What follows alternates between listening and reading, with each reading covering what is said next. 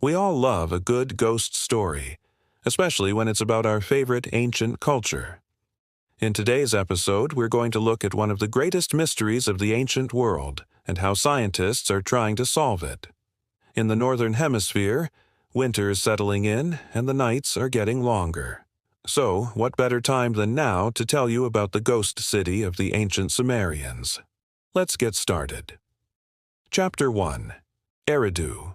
Sumer was the first civilization in the world, emerging along the banks of the Euphrates River around 3200 BCE, and they were quite literally the architects of human society.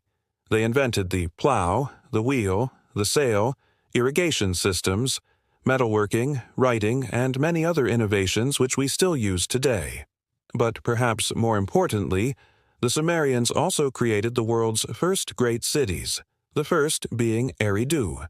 It was here where the Sumerian people flourished and thrived for over 1,000 years before moving further east to settle in Ur. The ruins of Eridu are located in modern-day Iraq, and excavations have revealed multiple layers of settlements dating back to the early 4th millennium BCE, making it one of the oldest inhabited places on Earth. And yet, despite its importance in human history, many aspects of Sumerian life remain unknown. There is so much about these people that we just don't know. And there's one particular aspect of their society that has puzzled archaeologists since the first excavations at the site began in the 1950s. Chapter 2. A City Without Graves. When excavating any archaeological site, one of the most important things that researchers hope to find are human remains, because they can tell us so much about the people who lived there. For example, skeletal remains can reveal a person's age, sex, height, cause of death, diet, and even genetic information. One of the biggest ongoing projects at the excavation site of Eridu is identifying and cataloging all of the human remains found throughout the settlement. But up until recently, researchers had not been able to find a single burial. Now, this doesn't mean that the people of Eridu didn't die. The city was eventually abandoned around 2600 BCE and then completely destroyed by an earthquake around 2400 BCE. Clearly, the inhabitants of Eridu died or moved away, but not a single grave had been found within the city limits. This was extremely puzzling to archaeologists because burials were an important part of Sumerian culture. Even though there wasn't much left of them, archaeologists were still able to identify dozens of graves outside the city walls, suggesting that the people of Eridu took their dead with them when they abandoned the settlement. But what about the people who died within the city? Where are they?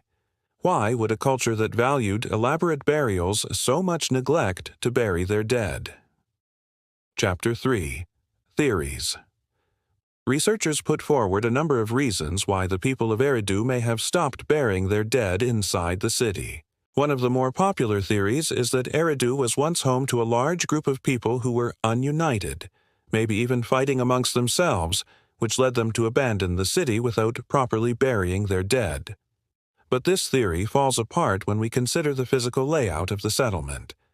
Eridu was meticulously planned out, almost like we plan our cities today. There were straight streets, public squares, and buildings constructed to face each other across the road.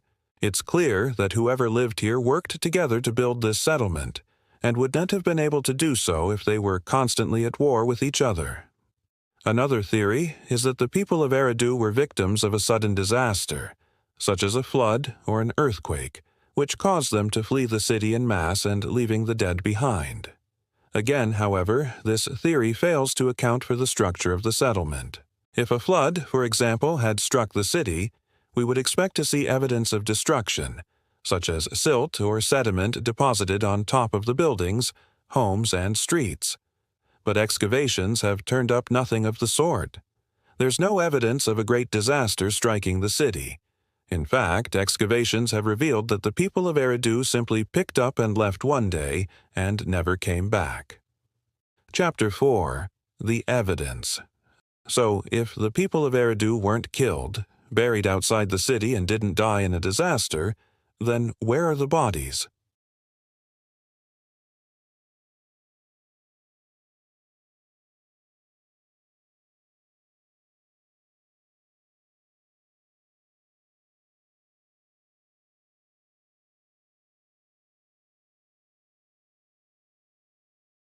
Chapter 5. The Pit.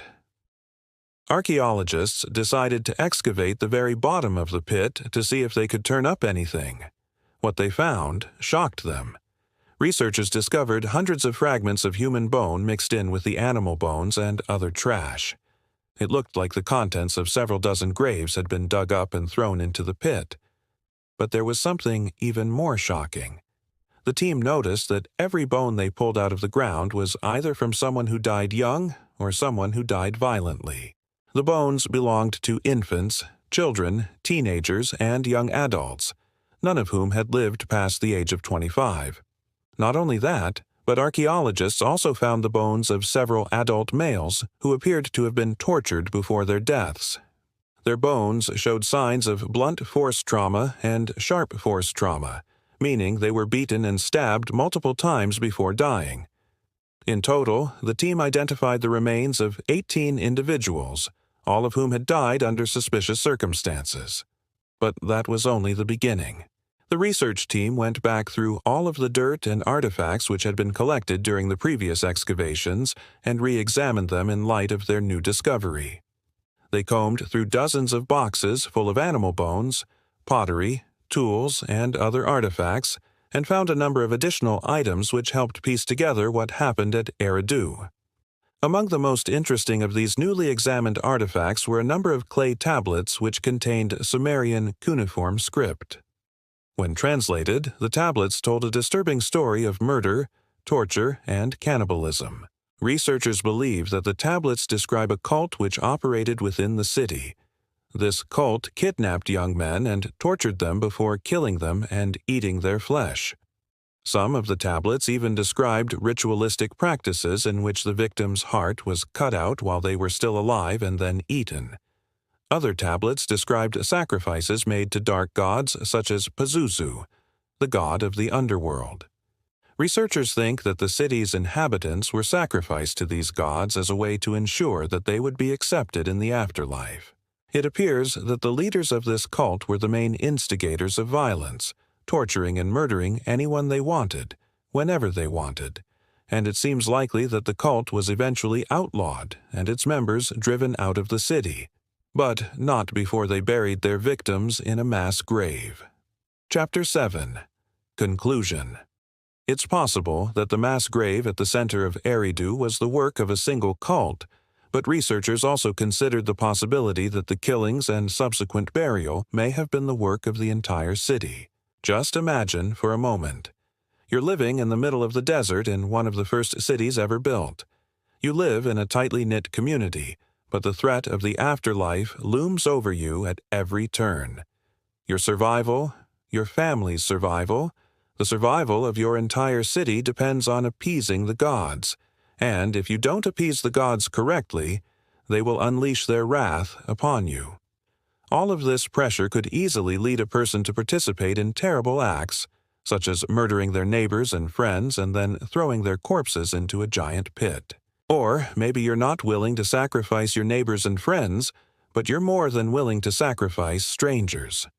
And in a densely populated city like Eridu, it probably wouldn't be too difficult to convince yourself that the person you're sacrificing isn't a person at all, but merely a nameless, faceless nobody. Whatever the case may be, the people of Eridu clearly did something terrible and then tried to cover it up. But why? Were they trying to hide their crimes from the gods? Or were they trying to hide them from us? Thanks for watching. What do you think really happened at Eridu? Let me know in the comments below.